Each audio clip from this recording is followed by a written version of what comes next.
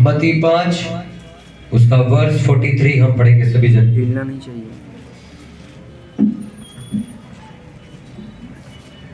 नया नियम मत्ती की पुस्तक उसका चैप्टर 5 वर्स 43 पढ़ेंगे हम सभी जन। बोलना मत नहीं, आगे बढ़ जाना नहीं। इसको पकड़ना।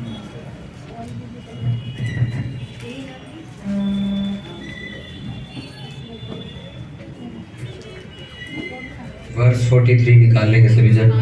मत्ती 5 उसका 43वां वचन हम पढ़ेंगे।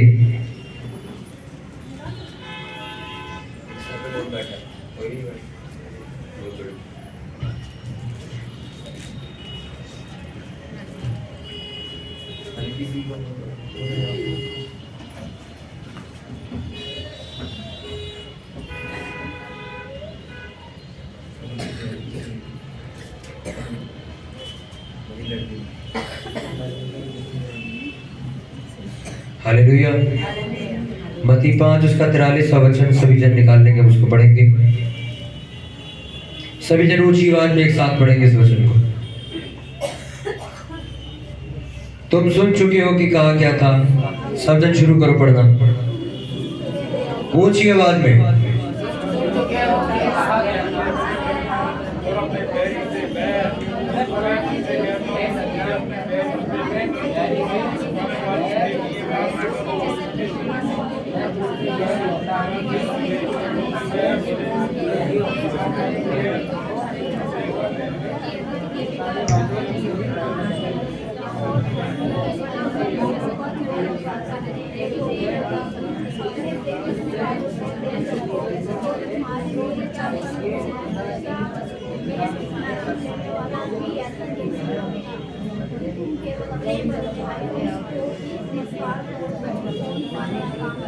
तुम सुन चुके हो कि कहा गया था अपने पड़ोसी से प्रेम रखना और अपने बैरी से बैर, परंतु मैं तुमसे ये कहता हूं कि अपने बैरियों से प्रेम रखो और अपने सताने वालों के लिए प्रार्थना करो, जिससे तुम अपने स्वर्गीय पिता की संतान ठहरोगे, क्योंकि वह भले और बुरे दोनों पर अपना सूर्य उदय करता है और धर्मी और अधर्मी दोनों पर मेघ बरसाता है।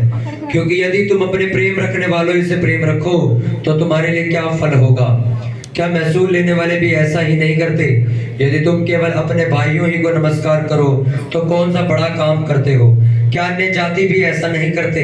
इसलिए चाहिए कि तुम सिद्ध बनो जैसा तुम्हारा स्वर्गीय पिता सिद्ध है। सब जन बोलो आमीन। जोर से तारीफ करो परमेश्वर के वचन के लिए।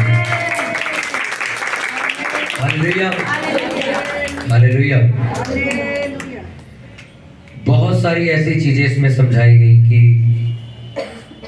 सबसे पहले परमेश्वर ने उसको कहा तुम सुन चुके हो कि कहा गया था अपने पड़ोसी से प्रेम रखना और अपने बैरी से बैर।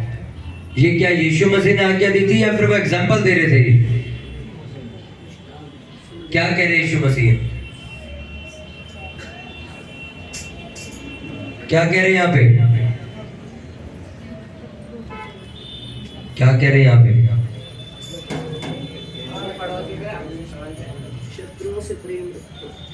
तुम सुन चुके हो कि कहा गया था अपने पड़ोसी से प्रेम रखना और अपने बैरी से बैर रखना। तो ये यीशु मसीह आज्ञा दे रहे हैं कि समझा रहे हैं? ये दुनिया के बारे में बता रहे हैं कि वो अपने बारे में बता रहे हैं? दुनिया के बारे में बता रहे हैं। इसकी बेस हालेलुया। दुनिया के बारे में बता रहे थे, ये कहते हुए कि दुनिया में ये रूल चलता है कि जिससे तुम्हें प्यार है उससे प्यार करो और जिससे तुम्हें बैर है वो उससे तुम क्या करो? बैर करो। ये कौन सा रूल है? दुनिया का रूल है। हालेलुया। उसके बाद यीशु मसीह ने एक और एग्जांपल बताया, परंतु मैं तुमसे कहता हूं कि अपने बैरियों से प्रेम रखो और अपने सताने वालों के लिए प्रार्थना करो। ये किसकी आज्ञा है? यीशु मसीह की। उसके बाद उन्होंने कहा क्योंकि यदि तुम अपने प्रेम रखने वालों ही से प्रेम रखो तो तुम्हारे लिए क्या फल होगा? क्या महसूल लेने वाले ऐसा नहीं करते? यदि तुम केवल अपने भाइयों का नमस्कार कहो तो कौन सा बड़ा काम करते? क्या ये काम अन्य जाति नहीं करते? ये काम यीशु मसीह ने किसके गिनवाए? दुनिया के। अपने काम नहीं बता रहा हो अभी। हालेलुया। ये बताने का कारण क्या था परमेश्वर का? उसके बाद आखिरी वचन जो लिखा गया उस वचन में क्या लिखा उसको पढ़ो। 48 में क्या लिखा है? इसीलिए चाहिए कि तुम सिद्ध बनो जैसा तुम्हारा स्वर्गीय पिता क्या है। मेरे पीछे बोलो, बोलो परमेश्वर ने कहा सिद्ध बनो जैसा तुम्हारा स्वर्गीय पिता सिद्ध है। आमीन। जब यीशु मसीह ने दूसरे लोगों का एग्जाम्पल दिया, सभी जन मेरी तरफ ध्यान देंगे और अपने पड़ोसी को बोलो ध्यान से सुन। सुनने से विश्वास पैदा होता है। आमीन। यीशु मसीह ने जब दुनिया का एग्जाम्पल देना शुरू किया और बाद में ये समझाया कि जैसे दुनिया करती है, अगर तुम भी ऐसी जिंदगी जी रहे हो तो तुम्हारे में और उन लोगों में कोई फर्क नहीं। हालेलुया। उन्होंने कहा भाई वो दुश्मनी निकालते, तुम भी दुश्मनी निकालते हो। वो बैर करते हैं, तुम भी बैर करते हो। वो सिर्फ अपने भाइयों को नमस्कार करते हो और किसी को करते नहीं, तुम भी यही करते हो। तुम सिर्फ उसी को इनविटेशन भेजते हो जो चर्च का व्यक्ति अन्य जाति को भेजने में शर्म आती है। तो तुम में और अन्य जातियों में क्या फर्क है मुझे बताओ। हालेलुया। जब यीशु मसीह ने दूसरे लोगों का एग्जाम्पल दिया और उसके बाद जब अपना एग्जाम्पल देना शुरू किया तो एंड में ये बात कही कि तुम्हें वैसे सिद्ध बनना है जैसे तुम्हारा स्वर्गीय पिता जो स्वर्ग में, वैसा तुम्हें सिद्ध बनना होगा। हालेलुया। कितनों को बात समझ आ रही है? अगर आप उस तरीके से जिंदगी नहीं जीते जिस तरीके से परमेश्वर ने आपको जीने के लिए कहा, तो लिखा तुम्हारे में और अन्य जातियों में क्या फर्क होगा। हालेलुया। कहा कि नहीं कहा? अब वो जिंदगी कौन सी जो परमेश्वर जीने के लिए कहता है? हालेलुया। उसने कहा तुम्हें सिद्ध बनना होगा जिस तरह तुम्हारा बुलाने वाला सिद्ध है। सिद्ध का मतलब परफेक्शन। परफेक्शन का मतलब एक ऐसा व्यक्ति जिसके अंदर कोई कमी नहीं, जिसके अंदर कोई गलती नहीं, जिसके अंदर कोई बुराई नहीं। लिखा एक ऐसा व्यक्ति तुम्हें बनना होगा। अब बहुत सारे लोग एक गलत कहावत क्या बोलते हैं कि इंसान कभी भी सिद्ध नहीं बन सकता, इंसान गलतियों का पुतला, वो कभी पूरी तरीके से सिद्ध नहीं बन सकता, यही कहते हैं लोग। हालेलुया। कितनों को समझ आ रही है? पर यीशु मसीह क्या कह रहा है? तुम्हें क्या बनना होगा? सिद्ध बनना होगा। क्योंकि बाइबल इस बात की गवाही देती है ये कहते हुए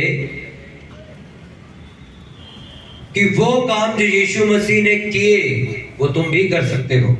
यीशु मसीह ने एक भी एग्जाम्पल ऐसा नहीं दिया तुम्हारे को बाइबल के अंदर कि जिस एग्जाम्पल को तुम फॉलो ना कर सको, जिस बात को तुम पूरी ना कर सको।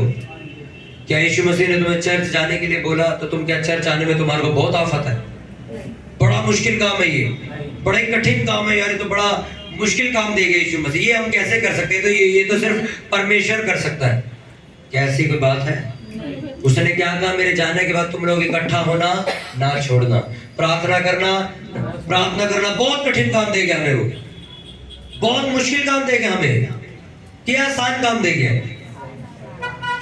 अरे जो मुश्किल काम था वो खुद करके चला गया, क्रूस पर तुम्हें मरने के लिए नहीं कहा। उसने कहा वो मैं मरूंगा, बाकी काम तुम करो। उसने तुम्हें मुश्किल काम कि कोड़े खाने पड़ेंगे ये कहा तुम्हें, तुम्हारे मुंह पे थूका जाएगा ये कहा उसने, तुम्हारे को बेवजह थप्पड़ मारे जाएंगे कहा उसने? नहीं कहा। तुम्हारे हाथों में कील ठोक दी जाएगी कहा उसने? जो मुश्किल काम था, दर्द भरा काम था, वो ने खुद कर लिया। तुम्हें आसान काम देगा, क्या करने का? मुझ में विश्वास करो और मेरे पीछे चलो, बस यही तुम्हारा काम है। और अगर तुम ये भी ना कर सको तो तुम में लानत। फिर यीशु मसीह ने कहा वो चेला मेरे लायक ही नहीं। आपने लोगों को देखा होगा परमेश्वर से मुक्ति पाने के लिए पेड़ों पे अटक जाते हैं, मिट्टी में अपने आप को गाड़ लेते हैं, पता नहीं कहाँ चले जाते हैं, पहाड़ों में चले जाते हैं, बर्फ में जाके तपस्याएं करते हैं। यीशु मसीह ने तुम्हें सिर्फ इतना काम दिया, तुम मुझ पे विश्वास करो, तुम अनंत जीवन पाओगे। खत्म कर दी कहानी वो। अब विश्वास करने में भी अगर आपको आफत है तो इससे बुरी बात क्या हो सकती है फिर? तो फिर आप वही इंसान हो जो 4 साल वेस्ट करेगा, चर्च नहीं आएगा, 5वें साल घूम फिर के वापस वहीं आएगा, और 4 साल पहले नहीं आएगा, धक्के खा के आएगा। उसने कहा सिद्ध बनो, तुम्हारा बुलाने वाला क्या है?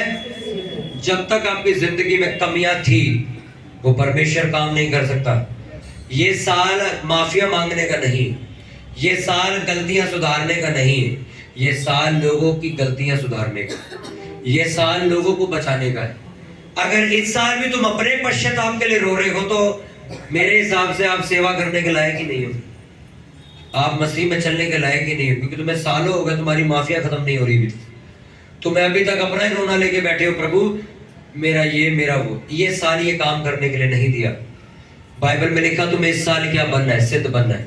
इस साल तुम्हें अपनी हर एक कमी को खत्म करके परफेक्ट इंसान बनना है, कि जब तुम 31 दिसंबर को बैठे होगे तो तुम ये नहीं कहोगे इस साल 2024 में दोबारा नई शुरुआत करेंगे। नो, अगर तुम्हें सारी जिंदगी यही करना है तो काम कब करोगे तुम?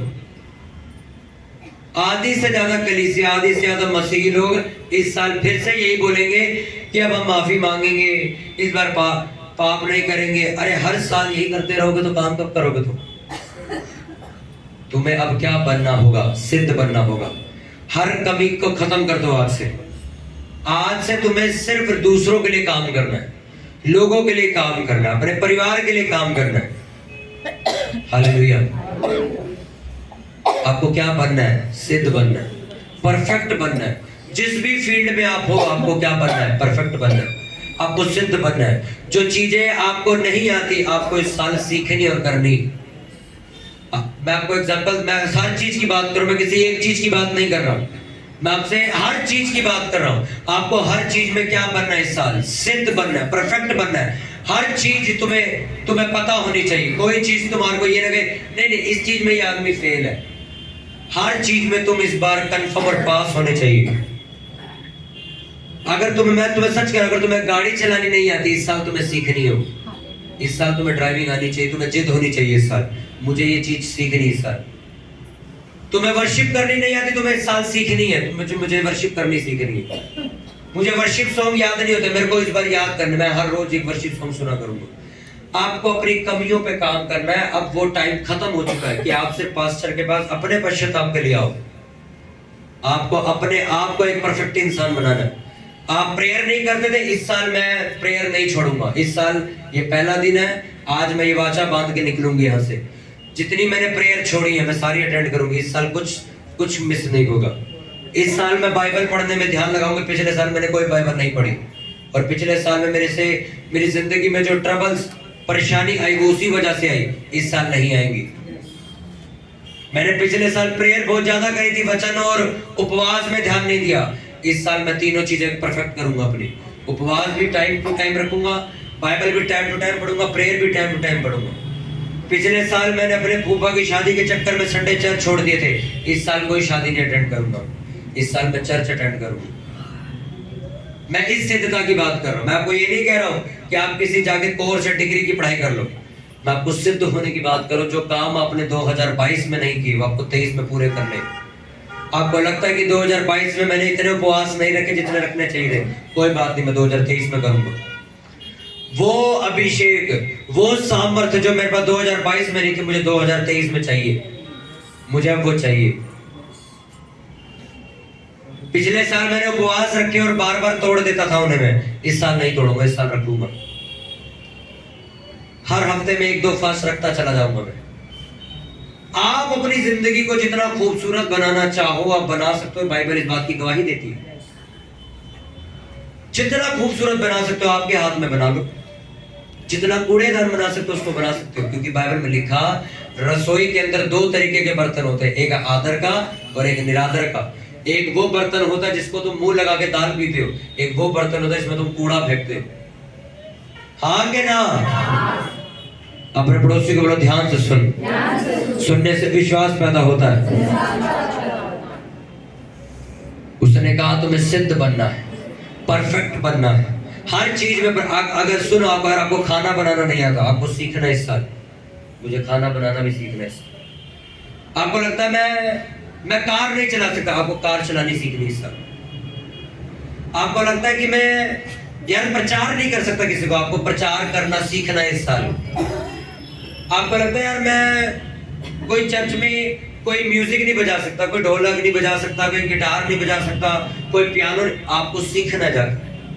इस साल तुम्हें जिद होनी चाहिए कि पिछले साल भी ऐसे ही बोला मैंने, 21 भी ऐसे ही निकल गया मेरा, अब 23 भी मेरी बड़ी बड़ी बातों में निकल जाएगा और मेरा टाइम ही वेस्ट होता रहेगा। इस साल तुम्हें अपनी सिद्धता पकड़नी। मैंने पिछले साल पाप में गुजार दिया, मैंने पिछले साल बहुत गुटखा खाया है, मैंने पिछले साल बहुत सट्टे में पैसे जीते, 1 के 2 बनाए, 100 के 1000 बनाए, मैंने बहुत सट्टा खेला है मैंने। इस साल सब बंद हो जाए। इस साल मैं एक साफ सुथरी जिंदगी जीऊंगा। इस साल मैं बाइबल के अकॉर्डिंग चल के देखूंगा। हालेलुया। पिछले साल मैंने व्हाट्सएप बहुत चलाया, फेसबुक बहुत चलाया, इंस्टाग्राम बहुत, इस साल नहीं चलाऊंगा, इतना खत्म कर दूंगा। सिर्फ प्रचार सुनने के लिए खोलूंगा, उसके बाद बंद कर दूंगा। पिछले साल मैंने बहुत सारे फिजूल दोस्तों के साथ यारी डाल ली थी, फिजूल के लड़कों के साथ बातें करी, फिजूल की लड़कियों के साथ बातें करी, टाइम वेस्ट किया, सामर्थ्य खराब कर ली। इस साल ऐसा नहीं होगा। आपको सिद्ध बनना है, हर चीज में आपको परफेक्शन लानी। इस साल हर वो काम जो तुम्हें नहीं आता, इस साल मैं आपको कह रहा हूं, ये परमेश्वर ने मुझे कहा आपको इस साल वो काम पूरा करना है, कंप्लीट करना है। इस साल वो काम तुम्हें पूरा करना है, कंप्लीट करके खत्म करना है। तुम्हें जिस भी काम में ऐसा लगता है कि ये काम मैं नहीं कर सकता था या मैं आज तक नहीं कर पाया, इस साल मैं उसे पूरा करूंगा। इस साल के खत्म होने तक मैं अपना पूरा गोल अचीव कर लूंगा। मुझे बाइबल किसी को प्रचार करना नहीं आता, मैं प्रचार करना सीखूंगा। कैसे प्रचार करते मुझे भी सीखना। मुझे गीत गाने नहीं आते, मैं गीत गाने सीखूंगा। मुझे बजाना नहीं आता, मैं बजाना सीखूंगा। तुम्हारे हजारों रुपए लग जाए भले सीखने में, पर इस साल तुम्हें चीजें सीखनी। तुम्हें लगता है मुझे कंप्यूटर चलाना नहीं आता, मैं पैसे खर्चूंगा, कंप्यूटर सीखूंगा जाके इस साल। मैंने पिछले साल मैंने इस चीज की पढ़ाई नहीं करी, मुझे इस साल ये पढ़ाई पूरी करनी, मुझे ये कोर्स करना, मुझे ये कर। तुम्हें इस साल अपने आप को क्या बनाना है? परफेक्ट बनाना है, सिद्ध बनाना अपने आप को। क्योंकि परमेश्वर ने क्या लिखा वचन में? सिद्ध बनो। बनो का मतलब तुम बनोगे, वो नहीं आएगा बनाने। पवित्र बन, तेरा बुलाने वाला क्या है? क्या है? किसको बनने को कहा पवित्र? ये लिखा। तू खड़ा रहा, मैं तुझे सिद्ध बनाऊंगा, ये लिखा है क्या? क्या लिखा? तू सिद्ध बन, मैं सिद्ध हूं। किसको कहा? खुद सिद्ध बन जाके, यानी कि तुम खुद ये काम करोगे। तुम्हें खुद ढूंढनी होगी मैंने पिछले साल किस किस चीज में टाइम वेस्ट किया है, क्या क्या मेरी कमियां थी। आपको लिस्ट बनानी है बैठ के, मैंने कहां कहां पर बड़ी गलतियां करी, कहां कहां पर मैंने अपनी शर्मिंदगी होते देखी। मुझे उस चीज पे काम करना है इस साल। मुझे लोगों की जिंदगी में काम करना है इस साल। मुझे चर्च में काम करना है इस साल। मुझे अपने परिवार के लिए सारा साल, अगर हर साल तुम अपना ही रोना रोते रहोगे तो परमेश्वर तुम्हें इस्तेमाल ही क्या करेगा? वो कहेगा यार इसकी अपनी मसले खत्म नहीं हो रहे इतने दिनों से, इस साल फिर आ गया मेरे पास ही। पिछले साल भी इसका यही था, इस साल भी यही रोना लेके बैठा ही। इस साल आपको काम करना है परमेश्वर के लिए, लोगों के लिए, परिवार के लिए। वो चीजों पे काम करना जो तुम्हें नहीं आती, वो ढूंढो तुम्हें क्या नहीं आता। हालेलुया। जितनों को वचन समझ आ रहा। अगर तुम सिद्ध नहीं हुए तो परमेश्वर कभी भी एक परफेक्ट इंसान को, जब तक वो परफेक्ट नहीं हो जाता, उसको इस्तेमाल नहीं कर सकता। हालेलुया। कितनों को मेरी बात समझ आ रही है? अपने पड़ोसी को ध्यान से सुनने से विश्वास पैदा होता है। हालेलुया। बहुत सारी चीजें जो आपको समझने की जरूरत है इसमें, सिद्धता की ओर। आपने हो सकता है पिछले साल पास्टर की बुराई करी, आपको इस साल नहीं करनी। हो सकता है आपने पिछले साल किसी चर्च की बुराई करी हो, इस साल आपने उसकी चर्च की बुराई नहीं करनी। हो सकता है आपने किसी मसीह भाई या बहन की बेइज्जती करी हो, आपने इस साल नहीं करनी। वो वाला नाटक बंद कर दो। नया साल है, मैसेज करके अब हम माफिया मांगेंगे कि हम इस साल अब हम अच्छे से रहेंगे, हमें माफ कर दो। मेरा व्हाट्सएप खोलना भी तुम्हें मैं दिखाऊंगा, एक से एक माफी के मैसेज आए हैं मेरे पास। उन्हीं लोगों को जो चर्च छोड़ के गए थे, रात को 12 बजे मैसेज कर रहे थे मेरे को, जब हम प्रेयर में थे। धड़ाधड़ माफियों के मैसेज आए हुए थे। मैं क्या फायदा क्या है इस चीज का? जाओ अपनी जिंदगी सिद्ध बनाओ पहले। तो ये नाटक हर साल चलता है। जो लोग आपको गाली बक के गए, नए साल में आपको माफी मांगेंगे। हालेलुया। कितनों को समझ आ रही है? सिद्ध बन।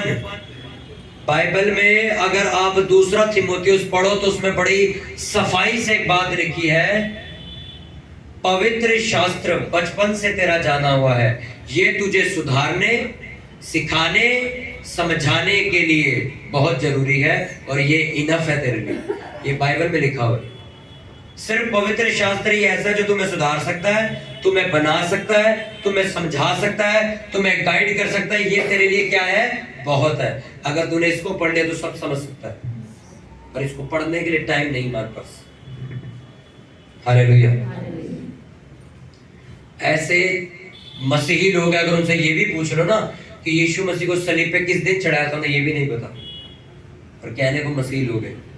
उनसे पूछ लो कि यीशु मसीह को कितने साल की उम्र में क्रूस पर चढ़ाया गया था, ये भी नहीं पता। कितने साल यीशु मसीह ने सेवा करी, ये भी नहीं पता। कुछ को पता, कुछ को नहीं पता। हालेलुया। ये कमी है आपकी। इसको ये मैं क्यों समझा रहा हूं आपको? आपकी बेइज्जती करने के लिए नहीं, आपको ये बताने के लिए कि इसको समझो, पढ़ो, ढूंढो। इंटरनेट पे रील देखने के लिए नहीं दिया आपको इंटरनेट, उसको खोलो और समझो, पढ़ो। बाइबल का इतिहास, अपने परमेश्वर का इतिहास पढ़ लो, वीडियोस देखो बैठ के, प्रकाशित वाक्य समझो क्या क्या लिखा हुआ इसके अंदर। अगर तुम्हें ही कुछ नहीं पता होगा, तुम प्रचार क्या करोगे किसी को? हालेलुया। आपका भाई आपको रोज कह रहा है चर्च चल लिया कर भाई, चर्च चल लिया कर, आप अभी उसे मना कर रहे हो। मैं लिख के देता हूँ 3 साल बाद वही भाई धक्के खा के वापस आएगा। अभी अपनी मर्जी से नहीं आ रहा तो धक्के खा के आएगा। हालेलुया। कितनों को मेरी बात समझ आ रही है? हो सकता है आपने बहुत सारी कमियां निकाली हो, आपने किसी ना किसी चीज को कंपेयर किया हो, इस साल आपने वो चीज नहीं करनी। हालेलुया। पिछले साल हो सकता है तुमने इंसानों और परमेश्वर के बीच में समझौता किया हो, इस साल कोई समझौता मत करना। इस साल सिर्फ परमेश्वर की सुनना। बहुत सारे लोगों को देखा तुमने पिछले साल, उन्होंने चर्च छोड़ दी अपनी शादी के लिए। चर्च छोड़ दी उन्होंने कि हम तो शादी में जाएंगे, चर्च इंपॉर्टेंट नहीं है, शादी जरूरी है। कुछ भी जरूरी नहीं है, रिश्तेदारी जरूरी है। मुझे सीधी सा एक जेन्युइन बात समझाओ, मैं तुम्हें समझाता हूँ। सामने एक बात समझाता हूँ, आप बिल्कुल जेन्युइन बात समझना, ध्यान से देखना इस चीज को। ये लड़का खड़ा है यहाँ पे, ध्यान से समझो। अच्छा, इसके सामने 2 रास्ते आए। इसके रिश्तेदार कहते हैं आजा हमारी तरफ, आजा हमारी तरफ आजा। ये अभी यहीं खड़ा, हिल नहीं रहा है। मैं इसको खींचने की कोशिश कर रहा हूँ, आ नहीं रहा है। क्यों नहीं हिल रहा? ये कहता है नहीं यार, मेरे को अपने परमेश्वर का काम करना, मैं तुम्हारी तरफ नहीं आऊंगा, मेरे को पहले अपने परमेश्वर के भवन जाना है। और ये लड़का कहाँ चला गया? अपने परमेश्वर के भवन चला गया। ठीक है, ओके। अब ये दूसरा लड़का है, इधर अब ये दूसरा लड़का, इसको इसके रिश्तेदारी ने क्या कहा? वो संडे को हमने फंक्शन रखा, आ जाइए। ये कहता हाँ चलो। ये चल दिया मेरे से, अब ये चल दिया। अब परमेश्वर वहां से कह रहा भाई तेरे को चर्च जाना था। अब परमेश्वर हर संडे पूरा साल चर्च ही जाते हैं, संडे शादी में जाने क्या दिक्कत है? अब मुझे बताओ, इस लड़के को इस्तेमाल करेगा परमेश्वर या पहले वाले को? किसको करेगा? जब इतनी समझ आप लोगों में है तो बाकियों को बुद्धि क्यों नहीं देते हो? ये तुम्हें लाइव पता है कि परमेश्वर ऐसों को इस्तेमाल जिंदगी में नहीं करेगा। क्रिसमस पे मैंने आपको कहा ना, हमेशा जब भी चर्च में कोई सवाल लेके आता है, उस सवालों के जवाब उसी के पास होते। क्रिसमस पे बहुत सारे लोग नहीं आए, इधर उधर चले गए। अब मैं अपने घर पे कह रहा, मैं कहा तुम्हें जवाब मिला? कहते क्या? मैं कहा जो ये सारा साल जवाब पूछते हैं ना, पास्टर जी हमारा परिवार नहीं बचा, यही जवाब है इनका। ये लोग खुद अपने यहोवा के साथ वफादार नहीं है। आप सोचो, अगर इंसानी तरीके से मैं आपको समझाता हूँ, आप मेरी इज्जत नहीं करते, एग्जाम्पल, मेरी इज्जत आप नहीं करते, मैं तुम्हारी सुनूंगा क्या कभी? बताओ सुनूंगा क्या? नहीं। तुम अपने माँ बाप की खैर इज्जत नहीं करते, चलो नहीं सुनते ही नहीं हो। वो तुम्हें कह रहे इधर जाना, तुम उधर चले आते हो। अच्छा, माँ बाप कभी तुम्हारी सुनेंगे? नहीं। तुम्हारे को अपना सबसे प्यारा लड़का मानेंगे, और जो तुम्हारा दूसरा भाई है वो जैसा माँ बाप कह रहे वैसा ही कर रहा है, बिल्कुल वैसा ही चल रहा है, तो प्यार सबसे ज्यादा किसके पास होगा? जायदाद किसके नाम लिखी जाएगी ज्यादा? हो सकता है जो दूसरा वाला उसको दे ही ना वो कुछ, एक गाड़ी दे दे उसको, ये गाड़ी तो रख ले, बाकी सारी प्रॉपर्टी इसकी, ऐसा भी हो सकता है। क्यों? जब तुम्हें ये बात पता कि धरती पर ये होता तो परमेश्वर ऐसा नहीं करता होगा, ऐसा नहीं करता होगा। वो कलीसिया में हजारों लोग आते हैं, हजारों लोग यूट्यूब पे सुनते हैं, बहुत सारे लोग हैं, बहुत सारे कम लोग हैं जो गवाही लेके जाते हैं। ऐसा क्यों? मेरे साथ बहुत सारे लोग थे, हम जब नए नए मसीह में आए थे तब बहुत सारे लोग हुआ करते थे हमारे साथ, हम चर्च जाते थे। मुझे नहीं पता था एक दिन मैं पास्टर बन जाऊंगा, मैं सेवा करूंगा, लोग बचाए जाएंगे, इतने बड़े हम मीटिंगें करेंगे, आज मैं दुनिया मुझे इंटरनेट पे देखेगी। वो लोग कहाँ हैं जो मेरे साथ थे? वो लोग कहाँ हैं? चले तो इकट्ठे थे सारे, कहाँ गए वो लोग? क्यों? क्योंकि आप लोगों को देखते हो, परमेश्वर आपके मन को देखता, लिखा उसने। आज तक हमने कभी यहोवा की बेइज्जती नहीं कराई किसी के आगे। हमारे घर रिश्तेदार आ जाते थे तो मैं और मेरी बहन, जब घर वाले विश्वास करते नहीं थे तो मैं और मेरी बहन ही चर्च जाते थे, तो 4 बजे हमें चर्च जाना होता था, 3 साढ़े 3 बजे रिश्तेदार आ गए, भाई क्या करे? मम्मी कहती थी, वे रिश्तेदार आए, बैठो सामने जाओ। हम पता क्या कहते थे? मैं कहा मंत्री भी आ जाएगा तब भी नहीं रुकेगी। और हम आधा घंटा बैठते थे, हम देखते थे 7 बजे का चर्च होता था, 4 बजे जाना होता था, क्योंकि दरी हम बिछाते थे। मैं कहता दीदी 4 बज गए, चल खड़ी हो जा। हम तैयार होकर उनके सामने निकल जाते थे। लोगों की नजर में क्या था कि इन्होंने मेहमानों की बेइज्जती कर दी। मुझे पता था मैंने अपने परमेश्वर की इज्जत कर दी, इज्जत वापस ले आएगा।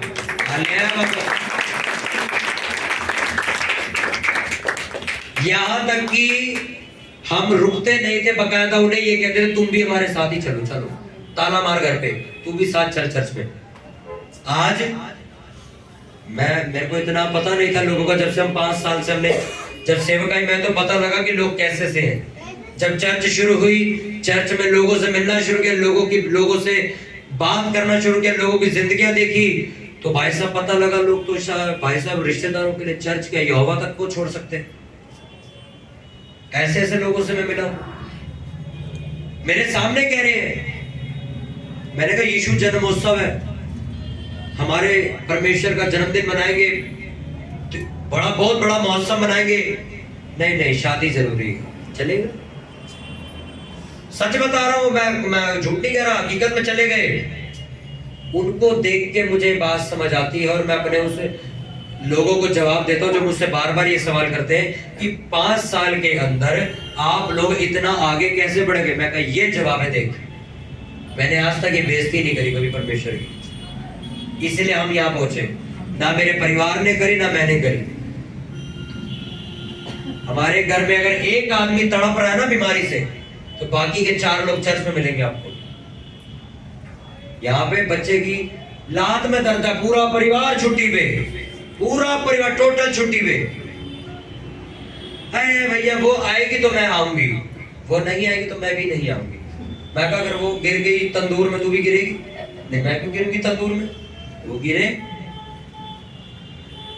मैं इस सिद्धता की बात कर रहा हूं। मैं आपको पूरा साल याद दिला रहा हूं आज। लोगों को लगता है सिद्धता का मतलब यह है सिर्फ हमें प्रेयर करनी है, हमें सिर्फ प्रेयर करनी है, सिर्फ प्रेयर करनी है, सिर्फ प्रेयर करनी है। सिद्धता सिर्फ ये नहीं। मैं आपको सच बात बताऊं, जिस कलीसिया का पास्टर अपनी कलीसिया की बेइज्जती नहीं करता, डांटता नहीं है, वो खुद एक एकलौता ऐसा पास्टर है जो अपनी कलीसिया को नरक भेज रहा है। आप जाके देख लो। हम अभी मीटिंग में गए, हमें क्रिसमस के टाइम पे बहुत सारी मीटिंग्स होती है, हमें बुलाया, हमें फ्रंट सीट दे दी, आगे सोफा लगाया हुआ था स्टेज के पास, हमें जाके बिठा दिया। और जैसे ही मैं वहां जाके बैठा, बहुत सारे लोग पहचान गए हमें कि पास्टर यशपुरी भी आए यहाँ पे, दूर से मेरे को जय मसीह कर रहे। तो कुछ लोग मेरे को दूर से नजर आ रहे थे, टेढ़ी आंख से देख रहे थे मेरे को। मेरी दी कह रही अरे जाने पहचाने लोग हैं। मैं कहा जाने पहचाने नहीं, वही लोग जो चर्च से निकल के गए। तो अब मेरी बहन को मैं बताया, कहती निकले क्यों थे? मैंने कहा ये लोग इसलिए निकल गए थे क्योंकि ये लोग हमारे परमेश्वर का त्योहार नहीं मना रहे थे, बल्कि दूसरे बाबाओं के त्योहार मना रहे थे मसीह होने के बावजूद। और मैंने इनको टोक दिया था कि ये बाइबल के हिसाब से गलत है, इसलिए इन्होंने चर्च छोड़ दी थी, ये कह के कि हम उस पास्टर के पास जाएंगे, वो रोक टोक नहीं करते थे जितनी तुम लोग करते हो। मैं कहा इसलिए ये लेडीज यहाँ बैठी हुई है। आधे लोग मेरे को इसलिए मिलते हैं, वो इसलिए नहीं गए सर कि उन्हें एसी नहीं मिला इस चर्च में, इसलिए चले गए कि सर दूसरी चर्चों में इतनी रोक टोक नहीं होती, वहां पे ये कहा जाता है जैसे मर्जी जिंदगी जियो कोई परवाह नहीं। आप तो ज्यादा ही रोक टोक करते हो। अरे अगर मैं नहीं करूंगा हिसाब परमेश्वर मेरे से ले लेगा। तूने देखते हुए भी क्यों नहीं बोला? तू गुनहगार है उसका। जिस तरह एक बच्चे को चोरी करते हुए उसकी माँ ना रोके तो कौन गुनहगार है? बच्चे को तो पता ही नहीं चोरी है, ये पेंसिल चुरा के ले आया वो घर पे स्कूल से। अब माँ को तो पता नहीं छोटी चोरी एक दिन बड़ी चोरी में तब्दील हो जाएगी।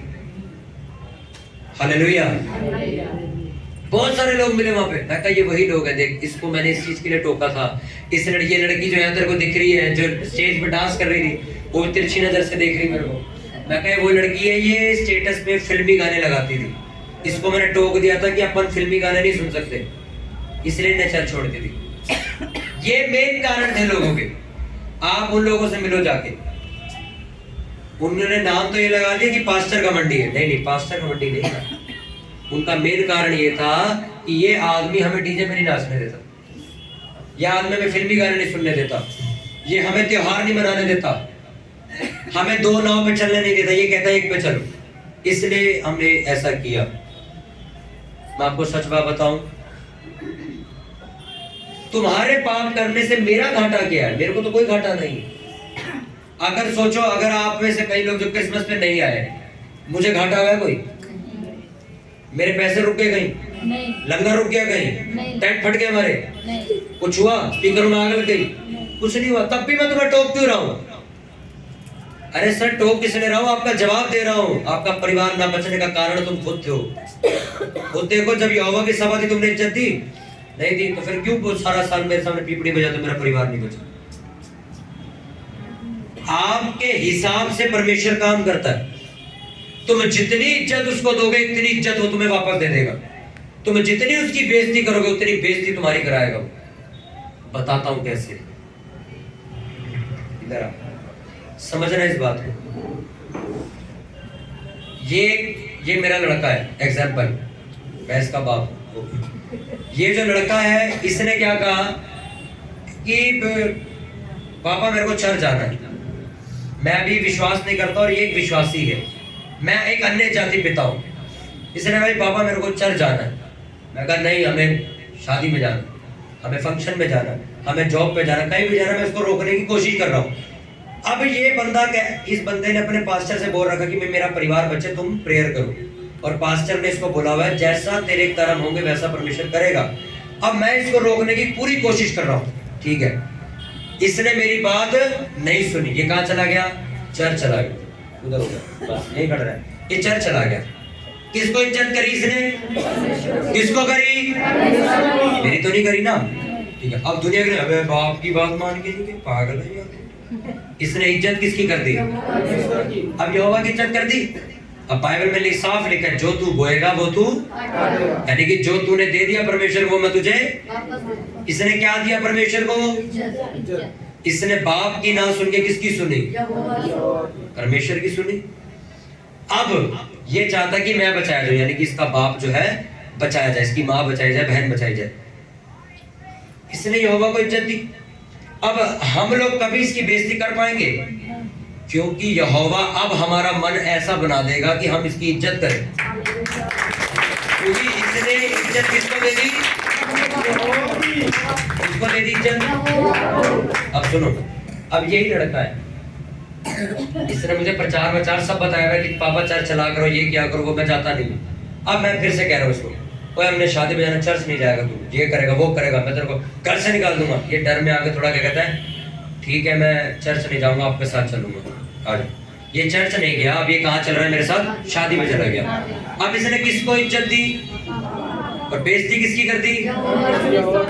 अब मैं इसका बाप हूं। अब मैं क्या सोचूंगा मन में, यार ये बंदा खुद अपने परमेश्वर का वफादार नहीं है। मैंने इसको 2 मिनट के लिए शादी में बुलाई, ये आ गया और ये मुझे चर्च ले जाने की बातें कर रहा है।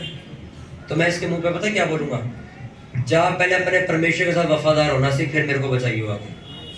ये एक्चुअल सिचुएशन आप लोगों के घर की। तुम्हें देख के तुम्हारा घर, तुम्हारा परिवार भी उसकी इज्जत नहीं करता।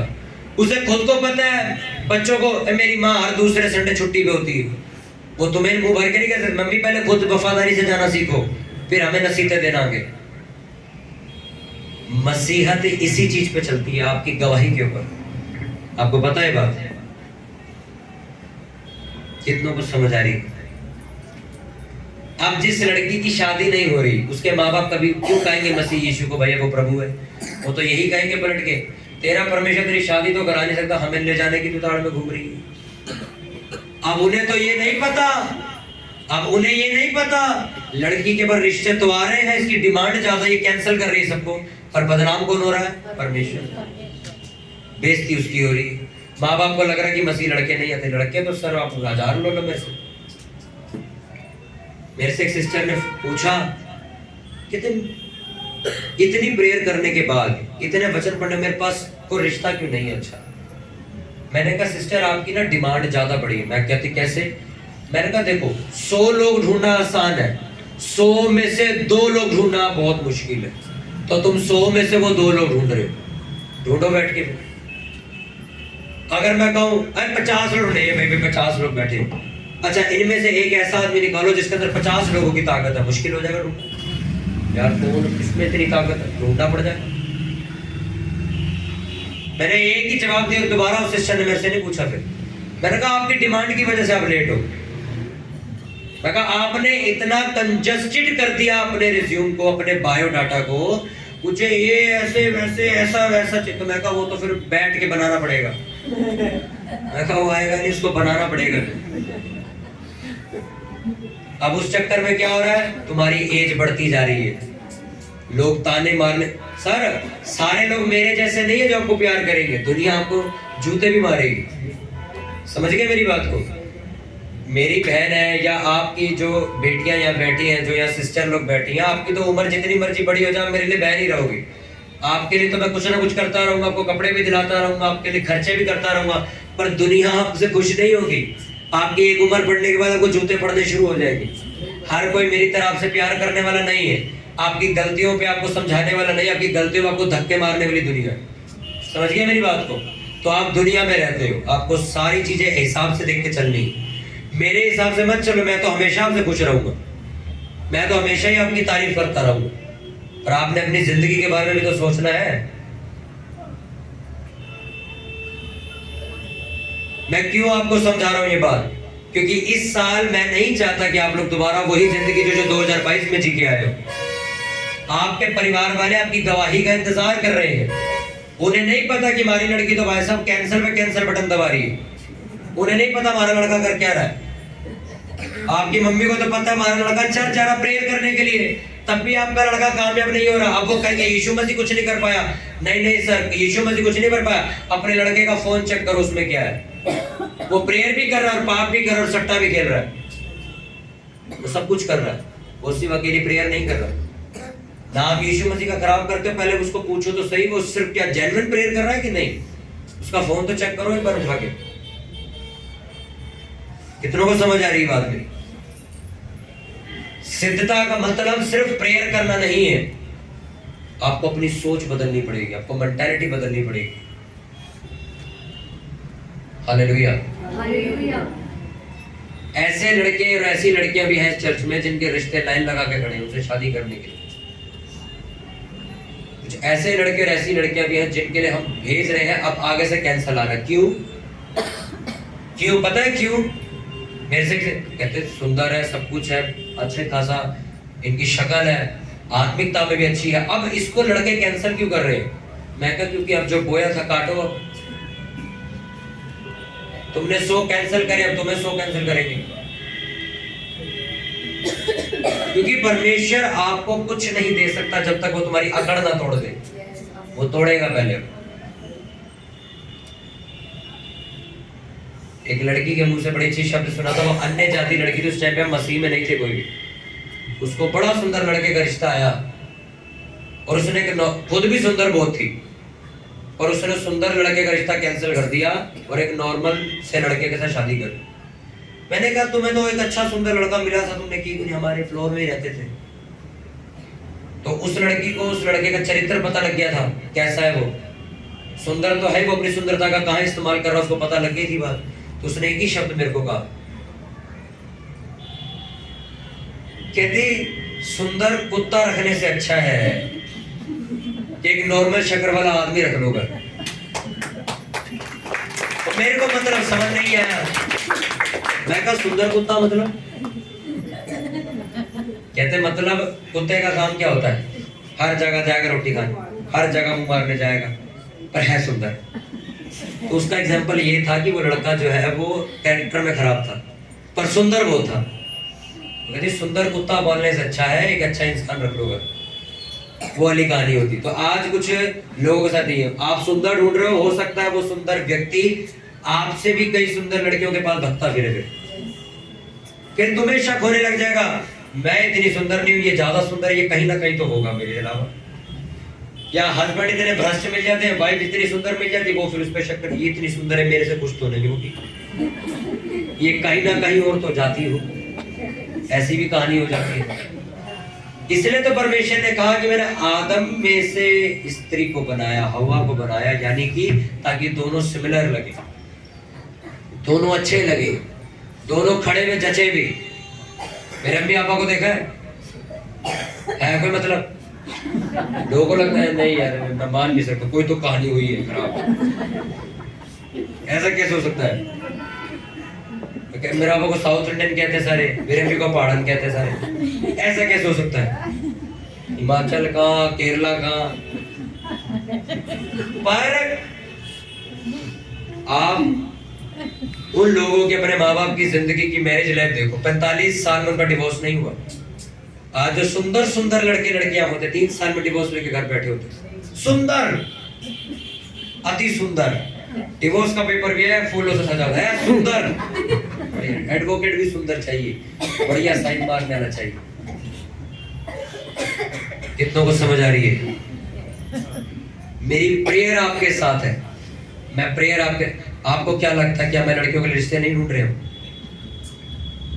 क्रिसमस में भी मैं जो लड़कियां काम कर रही थी उनके चेहरे दिखा रहा था, मैं कहा इसकी भी शादी का बायोडाटा मेरे पास।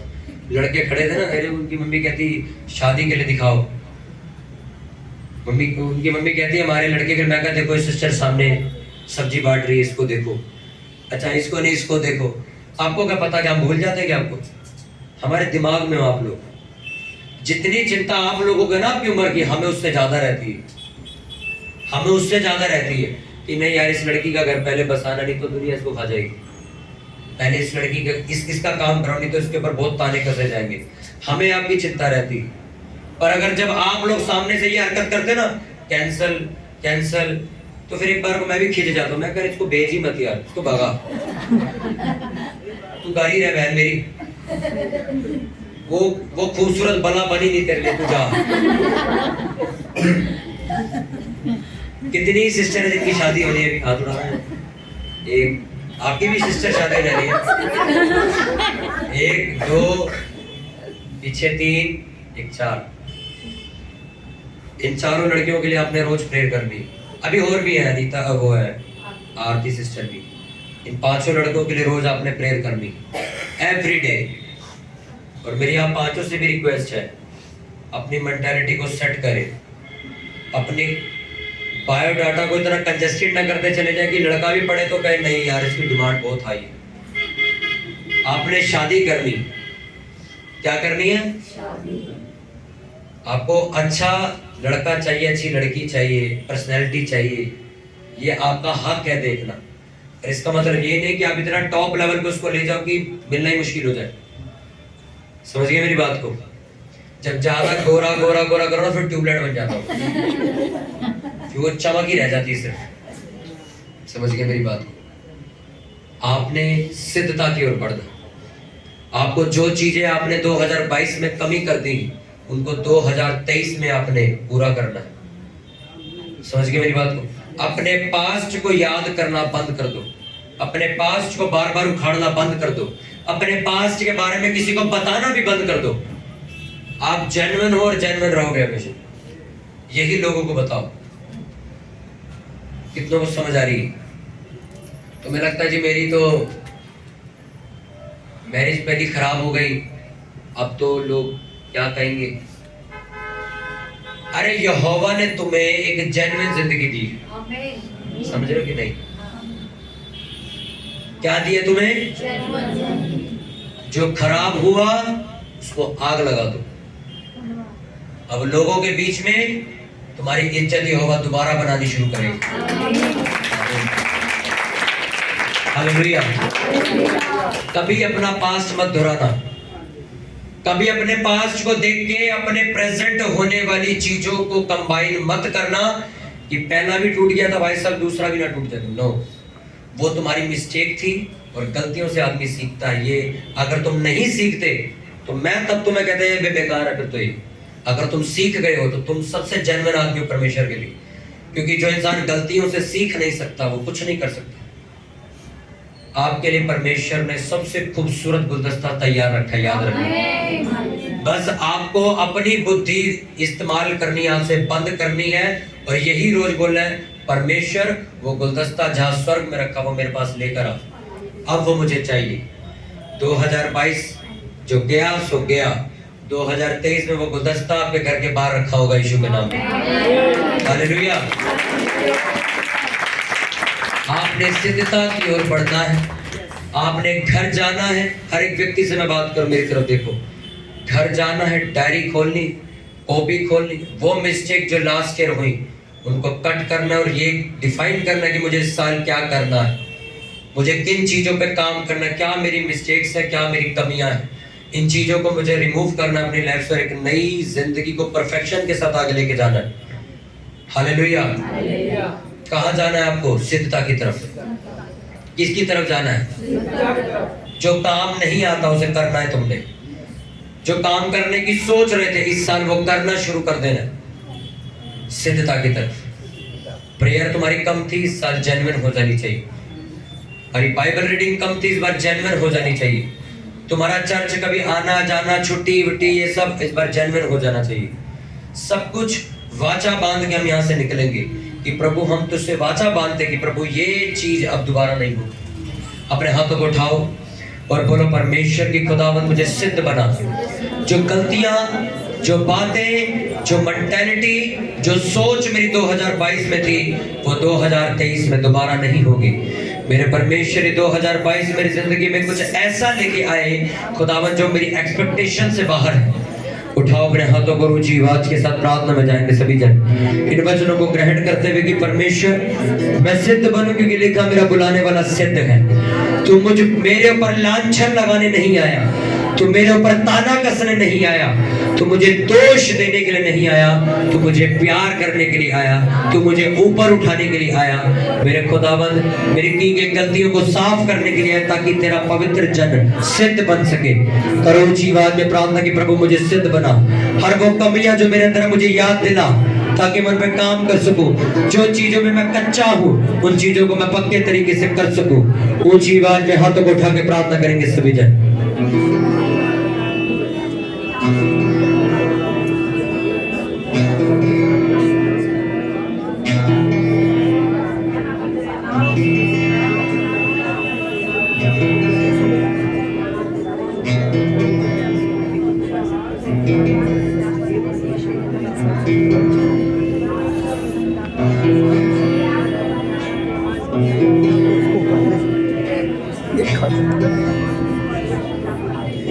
ये सारी विनती प्रार्थना तेरे इकलौते बेटे खुदावंद यीशु मसीह के नाम में मांगते, पूरी चर्च जोर से बोले आमीन।